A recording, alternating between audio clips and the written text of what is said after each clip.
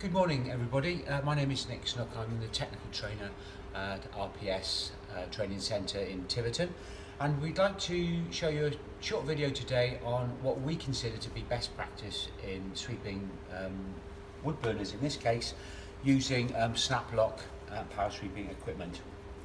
For the purposes of the video, I won't be wearing a face mask because obviously I won't be able to speak you through the process, but normally I would be wearing an FFP3 face mask throughout the whole process.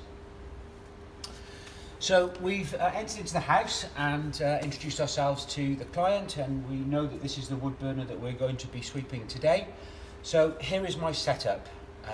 There's a floor sheet to keep the rest of the equipment away from the furnishings in the house. There's a waterproof Impervious sheet to keep the soot from the floor, and on top of that, this black one here is a hearth sheet that we can wrap around the wood burner to catch anything which is coming out of the stove through the sweeping process. So having had a quick look outside as I was coming in, I've now come in and we're having a look at the wood burner. We would normally do a torch and mirror inspection to check that everything is, check what's going on up inside, and to ascertain what sort of material we'll be removing from this flue. So depending upon what we see will affect our choice of head for cleaning the chimney. In this case, I've had a look and I'm going to be using a small 2.7mm bullet whip head, and I will be using these 12mm rods. Okay, so the rest of my setup here, as you can see, is I'm side on to the stove so that I can bring my rods in and out in this fashion. I have my Hoover behind me here, HEPA filtered and all ready to go. I have my tool kit in front of me, and this becomes my working island. So everything past here is clean, everything in here is the dirty area. Set up like this so that it's enclosed, so always trying to keep as much of what we're doing away from the customer's furnishings. So first off, to set the chimney up ready to go, we need to seal it off before we start making any dust. I'll be using poly sheets and magnets here today. So here I have my main magnets, my poly sheet. And the idea is to create a seal around anything here which is going to leak soot. So in this case, it's this whole area, including the area of the ash can at the bottom.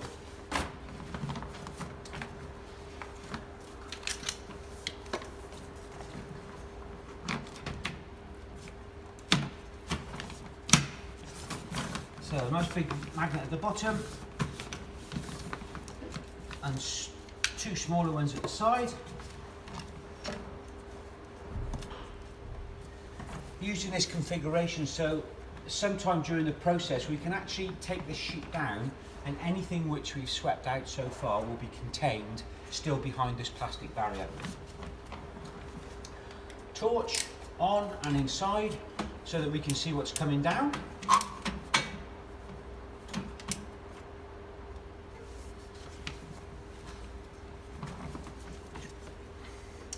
And now we start to introduce our rods. So I put a rod through the hole in the front of the poly sheet and attach my head to it, and I introduce this gently into the flue pipe. Bearing in mind here that at this point soot and material might be falling down the chimney, so have your Hoover going. Again, I won't have that going today because you won't be able to hear what I'm saying, so that you can deploy it into the opening that you've got here should anything start to come out. I then attach another rod here and slowly push it up the flue, because I need to now put my rod guide in. Now the rod guide is here to protect these rods from this sharp edge inside here whilst during the cleaning process, because the rods will be spinning. So we put that onto the rods like so, and then up through the poly sheet and introduce it onto that sharp lip where the flue pipe joins. Now I can carry on sheeting this up and creating the rest of my seal.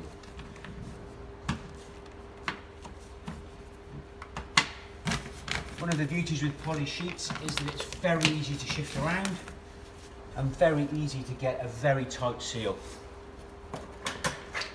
For the top, I tend to use these small magnets, but there will be no reason that you couldn't use another long bar magnet. And like a lot of things in sweeping, there's no particular way to do these things. The name of the game here is to get a good seal against the wood burner, so that the soot and any sweepings that are coming out from your sweeping process has to have a really good reason to get out from behind the sheets. So now I have 2 rods and the head on. I'm now going to attach the Hoover into the system.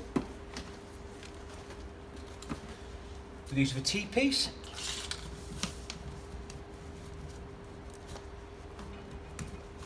My Hoover is attached now onto the T. Here are my rods, and I'm going to put on the Michael Jackson glove, because when this is spinning, this is going to form a seal against this hole, so that anything that comes down the pipe goes up the Hoover. And manually push the cleaning head to the top of the flue. This will allow you to feel for any restrictions. You won't feel restrictions that are partial, but it will stop you spinning into something that could cause your rods to snap, or even harm you as the drill gets to spin around at the other end. More of later.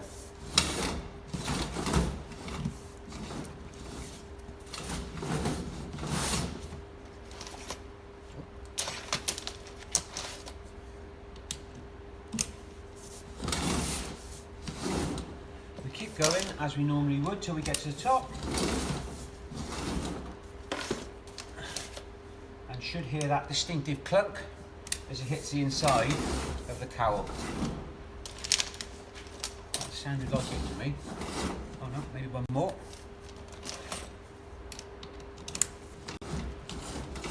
There we are, that's at the top.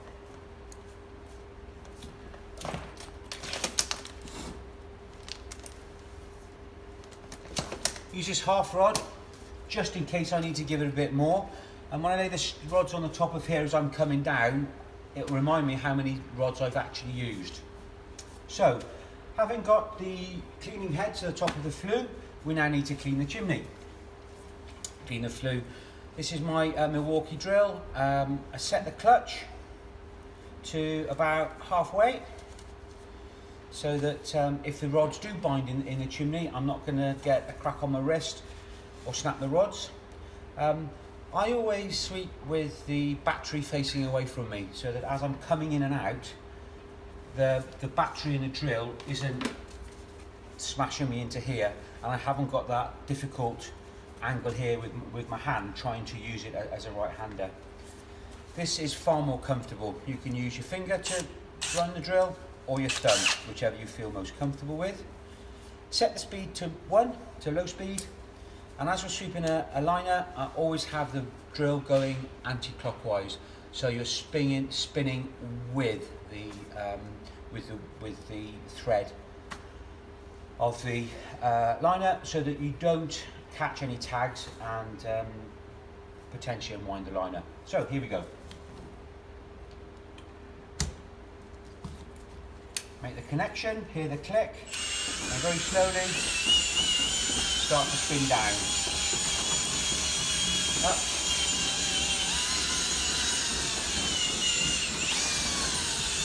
Down. I like to do 6 passes. Why? Because I like to do 6 passes. And it also fits in with the song that's going through my head that keeps the pace for me. And now it's time to disconnect the rod. So with the joint in front of you that you want to disconnect, press both sides, take the drill out, Drill sits in front of you. Manually extract the rod and into the bag. I'll just do another one and then we'll get them all out. One. That's two. Three.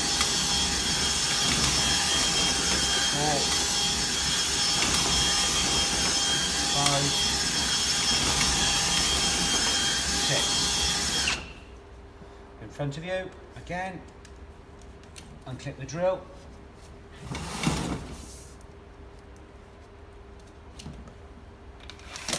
Rod in the bag. When you get to the bottom, the cleaning head will of course now be stuck at the end of the rod guide. So you need to slowly deconstruct this to extricate the head and all this so you can actually see what's coming down inside.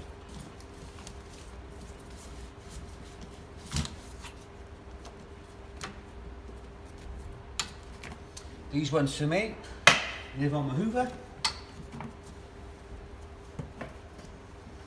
The bar ones live in my bag.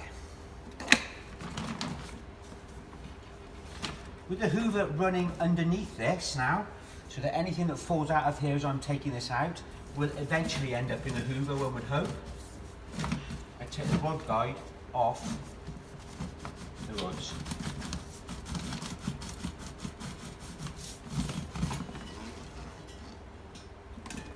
Back in the box, reach in,